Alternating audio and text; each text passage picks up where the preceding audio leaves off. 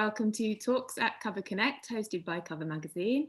My name is Rachel Meek. This is the first of two talks today, featuring renowned interior designers discussing the use of rugs in their projects. Carol Sebert, President of Creative Matters, who are exhibiting in trade at Cover Connect, will be chairing the discussion. So I'll hand over to Carol to introduce three of her clients who will be discussing their collaborations in interiors. Well, welcome to Creative Matters studio in Toronto, and welcome to my panel members in Toronto and in New York, and welcome to you, whoever and wherever you are in the world. Today's panel discussion is about collaboration and interior design. The very specific collaboration that happens when an interior designer chooses to work with a carpet designer to create custom area rugs and carpets. I'm Carol Sebert, president and founder of Creative Matters, a floor covering design firm based in Toronto, but with clients and suppliers all over the world. Our three panelists, are all highly successful interior designers, also clients throughout the world. Let me introduce them. First, we have Emma O'Neill, Vice President of Studio Sofield, joining us from New York. Emma began her career with partner Bill Sofield, where they envisioned a workshop dedicated to creative relationships with clients and productive collaborations with artisans and artists. From residential and environmental design to retail, corporate, and hospitality assignments, every project emerges from an artistic concept balanced by an unfailing sensitivity to the client's needs and tastes. From Gucci and Tom Ford to residences at the Carlisle Hotel, Emma has shaped Studio Sofield's holistic approach to design. Next, we have Glenn Pushelberg, one of the owners of Yabu Pushelberg, joining us from Toronto. They began the studio with an emphasis on interior design and have since expanded into a multidisciplinary practice that addresses multiple layers of the human experience, from interiors, landscapes, lighting, furniture, objects, and graphics. Their focus goes beyond what things look like to how they make people feel. Named among the world's most influential design studio by Wallpaper, Elle Decor Hospitality Design, and the Business of Fashion. Finally, but not least, we have Eric McClelland, owner of Fleur-de-lis in Toronto. Fleur-de-lis has built its notoriety on a succession of residential and commercial projects in Toronto, expanding to Vancouver, New York, Florida, and Bermuda. Eric's award-winning projects include multiple residences in Canada and the US. More recent work includes hotels in Bermuda and in Texas, and restaurants across Canada. Eric's hands-on approach to every project provides a clean and controlled design, yet integrates his client's personality with a decorating wit. As we've all been in the business more than 30 years, we have lots of experience to share. I'd like to start with some successful collaborations we've made together. And collaborating for Creative Matters is possibly the most exciting part of any project, developing new things with other creative minds. Eric, I'd like to start with you and ask about the Lauren Hotel in Bermuda. For the lobby rugs, you gave us a brief that included the idea of a map of Bermuda. This became quite altered and changed through the collaborative process. And for some of our listeners that may not do much of collaboration, could you describe the creative process? I think that the carpets were one of the few features of the hotel that were really going to let us look custom. The hotel was very pared down, and it's where we can't come to a company like Creative Matters with a very broad concept. Wouldn't it be neat to have the map of the island of Bermuda incorporated into the runners down the hallway? And how do we do the repeats? And the team at Creative Matters kind of mapped stuff out and did the diagrams of that. And then we took the color palette of that and introduced it into 4 other designs that went onto lobby rugs and the stairwell rugs. And I think that collaboration is what truly made the hotel, like, it's the biggest design impact in that hotel. It's kind of awe-inspiring, actually. There's so much simplicity, and yet what everybody comments on are the rugs, which I think is a great symbiotic process between manufacturer / designer of rugs and designer of, interior. Well, that's great. I mean, they do often consider the floor the 5th wall, don't they? Well, that's what we think it as. So says Carol.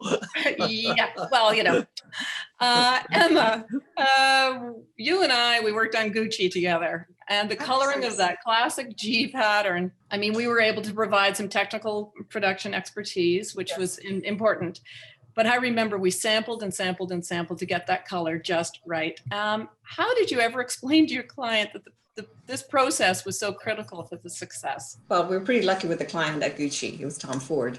So he understood the importance of design and strike-offs and coloration. And so that was, it's wonderful when you have an understanding client, because strike-offs can take a while. Though I must say, working with you and your team, you're very fast at strike-offs, and also your artwork is amazing. I mean, in the old days, I think even in Gucci days, we were doing things by hand. I think we were doing paintings, which I love, and we still have them in our flat files, and we still pull them out to show clients who don't understand the word artwork, or they may not understand the word strike-off.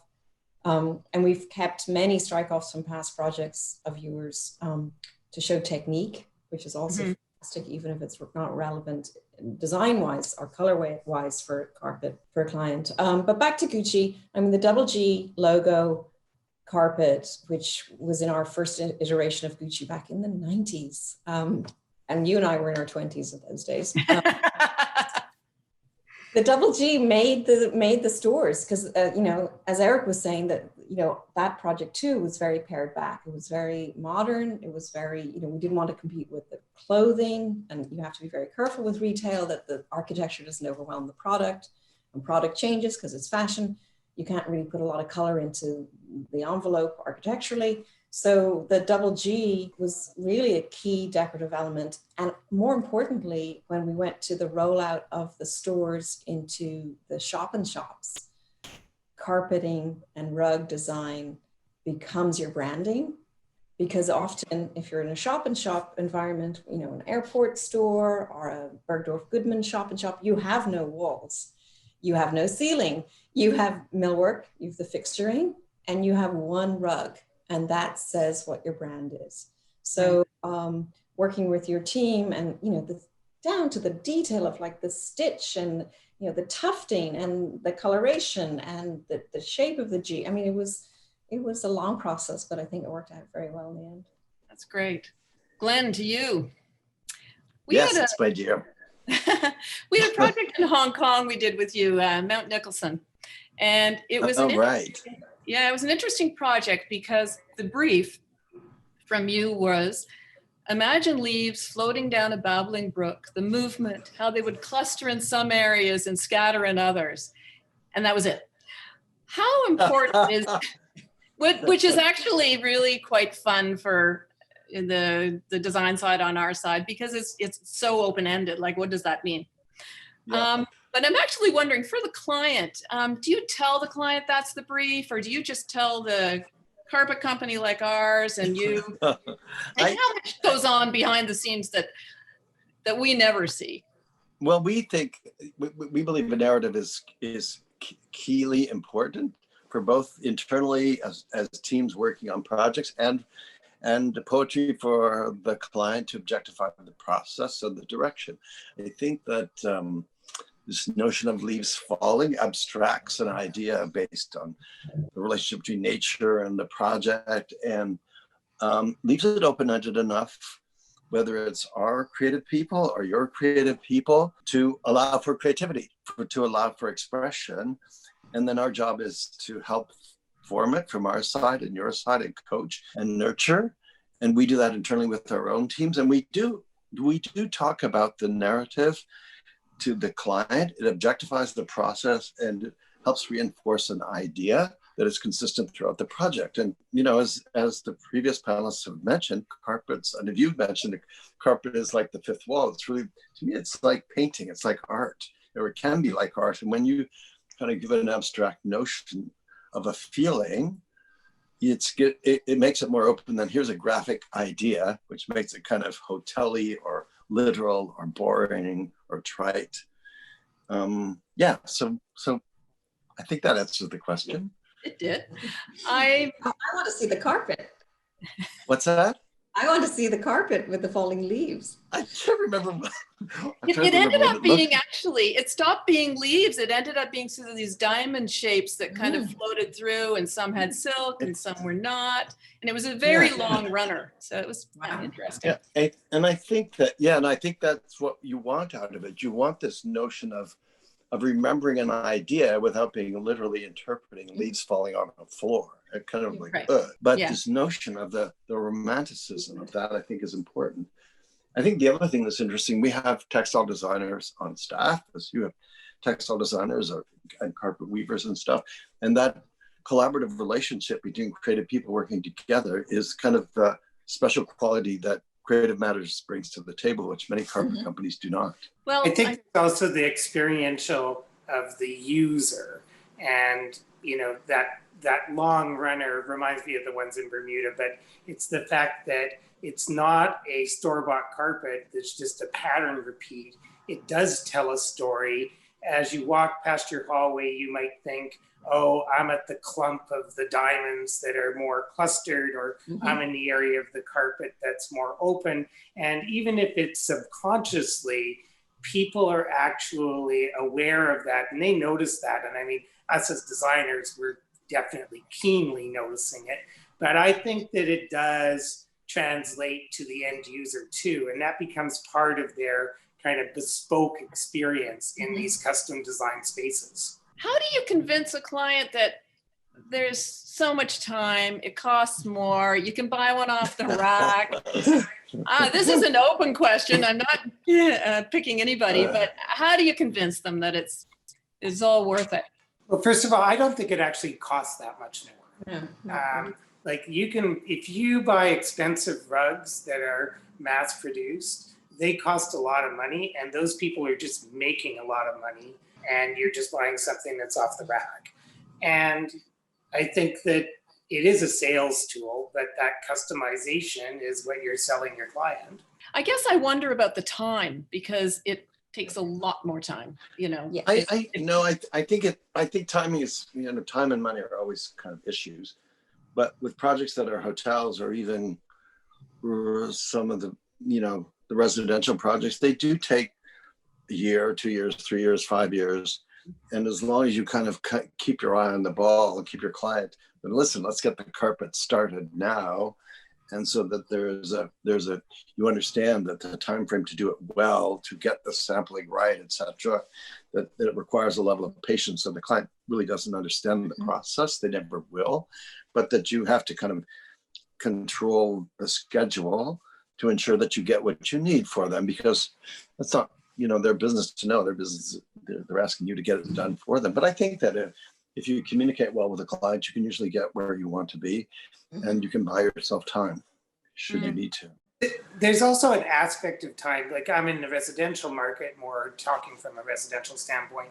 If you go to a store and you start flipping rugs, first of all, you got two guys flipping through stacks of rugs that are 100 rugs tall. There's probably only 3 rugs of interest in that entire stack. It takes them 45 minutes to flip and flip and flip by the time you have allergy reactions to all the dust. And your client might only like 1 rug out of that whole stack. So then you do that at 3 stores. So that's 3 hours worth of time. Then you get them all delivered, and then the colors aren't perfect and this and that. So yes, it definitely takes more time to do custom, but it's more productive time. Like, at least it's creative time. You're not just sitting there watching somebody, flip a rug. You're actually in your studio, Carol, looking at the designs you've created, tweaking them, saying, I want to put my signature on this, or meeting with the client and saying, can you add value to this too? Which I think they actually appreciate. And I like, on our residential projects, I like to use the production time of the rugs to our advantage. And, as Glenn was saying, it's such an important part of the room, and you start with it right at the start of the project. So you're scheming, for a master bedroom. You start with the rug, and that really anchors the room, literally anchors the room. It's in production. The client can't change their mind. It doesn't really target of, oh, we'll shop it, and which, you know, as a designer is like, oh my God, we can't keep shopping it, we have to stop. And so having the rug in production as your ground, as this is our palette, we've already decided this, it's being made in India by Carol's team, is a great tool for the designers to stop clients continuously moving. You know, and that sample becomes key to the whole design process. Like you take that sample with you everywhere. Yeah. It's part of the bin of that room. And you know, you've got your sofa fabric and your accent cushions and your carpet, but you're looking for something else, and you have all those samples with you. Whereas if you just go buy a rug, you can't really take that rug with you. So you've got some bad photo of that rug, which is not truly representational. I would also question why bother. I mean, unless it's a vintage carpet or an antique carpet that you're looking for a client, why would you buy an off-the-shelf carpet anyway? It's like, why wouldn't you buy couture? Why wouldn't you buy couture? It doesn't make any sense. Why do you go to a designer if you don't want a couture outfit? Yeah. To me, you want to have something that is special and made that kind of is appropriate for the scale and size of the room, that the pattern, the colors, and they're buying something unique that is handcrafted in a sense for them. And I think to me, it has a greater sense of specialness. Since you all do commercial and residential work, and you know, retail and all kinds of different things, big difference between residential clients versus a commercial client, or is it all kind of the same? I think that depends on the client. Depends on the client, sure. Well, I mean, there's so many technical issues, you know, in hospitality with carpets. You know, Eric and Glenn have a lot of experience, but you know, the repeats on corridors, the wear, you know, building in where you can cut out door drops where they get worn. I mean, all of that expertise, which you are amazing. Again, your team is incredibly helpful in explaining those technical issues to, you know, maybe designers who've never done a hotel before, but there's so much information that is different in a hotel to a residence. Right. Even the cost limitations, and so the weaving types you can use, which dictate kind of the patterns and the direction that you can design for a carpet to make it successful. I think that there's always those tripping points in hotels, because there's a limitation in many hotels, unless you're doing something that's very special and very small. But that's okay. Those are challenges. You can still do great custom carpets in hotels, and you can still make a great point of view with the carpet for a hotel. They're immensely important. I mean, our strategy has always been with hotels is, let's ensure that the carpet doesn't look like a hotel carpet. How do you make a hotel carpet? Yeah. And I think residentially, like if I was going to compare our commercial clients with our residential clients, I actually think we have more freedom with our residential clients because they trust us more individually. Like your relationship with them is not with a team of people, it's with one or two of them. Usually there's either the husband or the wife or one of the partners who is really has their eye on design. So you're really only dealing with that direct client and yourself. So I think it's easier to push the envelope with them because they feel like they're part of the process. Whereas in the hotel projects, you're presenting to teams and there's contractors and there's other people and you're getting pushed and pulled. And as a designer, yes, you fight for what you want, but I just think that I probably have more control over that excess in the residential project than I do in the commercial. Okay. But again, on what I've liked about working with custom rugs on commercial and especially hospitality is that the quantity really helps you with the price point. Where you know, somebody would say, "Oh, well, we can't afford custom rugs," and you're like, "There's a lot of square footage." So, you know, the price will come down a lot, and we're still getting extraordinary, you know, quality, and we're getting our design. So, you know, that's always fun too. Yeah, right. I would echo that point. I think different issues, but I think it's interesting doing special residences. It's interesting doing retail. It's interesting doing hotels. They're all different complex problems to solve with different client expectations and processes, but they're all interesting and they all warrant customization of carpeting. And it's so much easier today than it was in the past, as you mentioned at the beginning. Okay, here's a question for you. Can you list some qualities that make a good person or a company? Good to great. Like, what do you look for? A good listener, people that have good ideas? Like, is there something that rises to the top there, or other than a Canadian accent? Yeah. I don't know how I slipped in there. I'm not a Canadian, but are you Irish? There's a little bit of Irish. Yeah, I'm from Dublin. Oh, I love Dublin. I know what it's like working with Creative Matters, but I'm wondering, or other disciplines even. I mean, you all get furniture made and lighting bespoke. Is there something you look for in a company? I'm just thinking of other companies, my competition, that might want to have some insight into how you manage. How we manage what we're doing. You really want partners, and you want collaborators, and you want a level of trust. And of course, a level of the same sensibilities, which is for us generally quality and creativity or craftsmanship, depending on what you're after.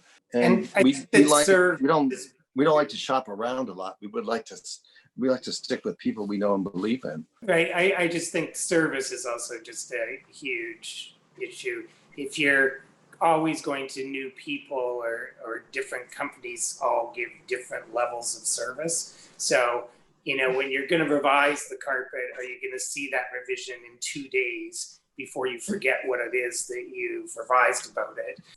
So when that feedback and those iterations happen quickly and you're getting that service, that's a huge deal.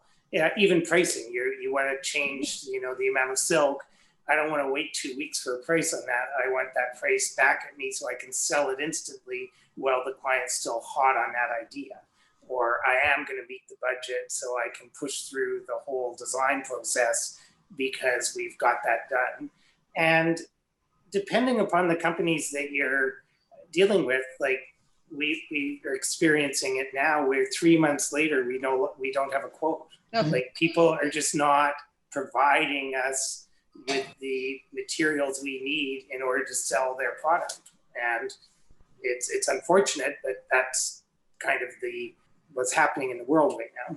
I mean, for me, I think one of the other great things, again, about your company, but when we're working with any artists, artisans or contractors, is that there's aesthetic understanding, there's a sophistication about the taste level, and that they're getting inside your idea or your narrative or your storyboard. They're not just coming with their opinion of it's got to be this way and this is the way to do it. They're trying to really understand your direction, but then they have a strong opinion about color, and particularly with carpets, about coloration. I think it's very hard. I still find it hard to choose colors from palms. I'm like, I think these go together, but I'm not sure how it's going to work when you've got the whole strike off. So having that trust level with your team that they're not going to send back a strike off with really clashing colors, because we at the studio have chosen colors based on our fabrics or on the trees outside of the room. And you've come back with a very strong opinion that you would never put those two colors together. So that's very helpful, because we don't want to wait 6 weeks for a bad strike off because we've chosen a bad color from a little, piece of palm. I mean, I think the challenges in the last year have been, we have 2 studios in Toronto and New York, and clients all over the place, and you're trying to show them materials and colors, or trying to approve and review with your team's colors and design over a screen. It doesn't really work because colors are never true. So you're shipping samples and fabrics back and forth between studios to clients and doing remote presentations of colors and materials. It's kind of, to me, that has been the biggest challenge in the last year, which you overcome as best you can. But you don't want to really take chances with materials and color. Yeah, that's why sampling is just so critical. Yeah. Yeah, And Absolutely. it's been tricky doing the sampling because this crazy pandemic is slowing everything down. It's just Yeah. such a frustration. Yeah. On that note, actually, I'd like to know what you all think about, it has been such a challenging year, without a doubt. And we can't sit across the table from each other and sketch out ideas and look at colors together and bounce ideas off of each other. We're doing it like this through Zoom calls. Do you think this technological method of collaborating is going to continue? A bit of I have both. a very strong opinion. Yeah, a bit of both. I think a bit of both. I hope a bit of both. I don't want to, 2 years ago, I think I made 141 airline trips in a year. I don't want to do that ever again. And I don't think I have to. And I think the clients are trained to do less of it. But I do think that there are critical times where you need to be together. You need to be together as teams in a studio. You need to be together with your collaborators. And especially when we talk about working together and being sensitive to colors, materials, patterns, choices being made, so much easier to do in person. But I do think there's an efficiency of doing some things, some meetings remote and some discussions remote, where we don't have to waste time or waste travel or energy.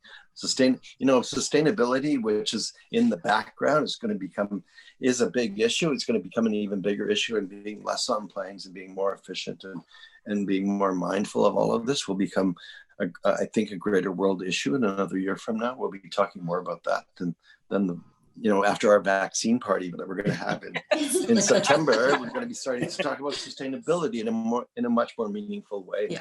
And it does affect how we work and live.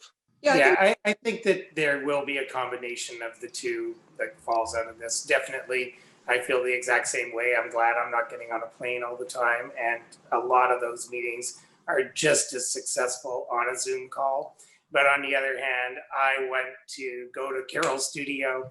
I want a cup of that lovely coffee. I want to look at the palm wall. I want to touch the palms and put them on the table.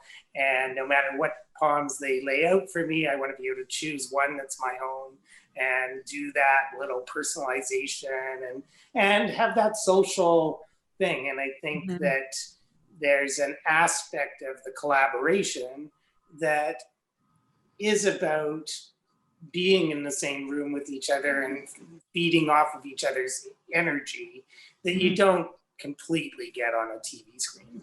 Yeah, and being able to do workroom visits. I mean, you see things in a workroom that you weren't expecting to see, stuck in the corner behind something, there's something that catches your eye, whether it's in, your studio, Carol, or in, our other artisan studios.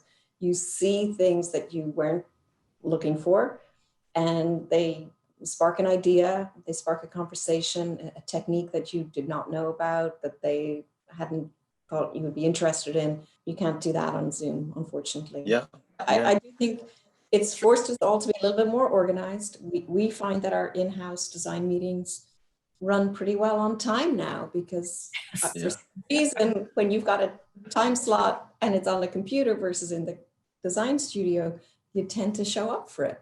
I don't know why. Maybe that'll wear off after another year, but our design meetings tend to run to schedule, and they don't go over, and we get through the agenda, and the team have to put an agenda together. And so there's a little bit more efficiency, which I hope we continue even when we're back in person. One other question here. Emma, I was going to put it towards you, but anyone could answer, of course. We did a rug that had there was an elegant sort of classical contemporary feeling. And I'm sort of back to this, just the collaboration part of your relationship with your client. I guess to go back to how involved are they? Like how many? Very involved. Okay. Very involved. I mean, we're very lucky. Residential clients who come to us are coming to us because they're really interested in design. I mean, this is their favorite part of the day. Some of them, like Mr. Ford, studied architecture and, really would like to have done this. But our residential clients as well tend to, again, when they come to our studio, this is why they're working so hard. So they get to play. They get to play at the end of the day for an hour with fabrics and carpets. So they're very involved. They're very opinionated.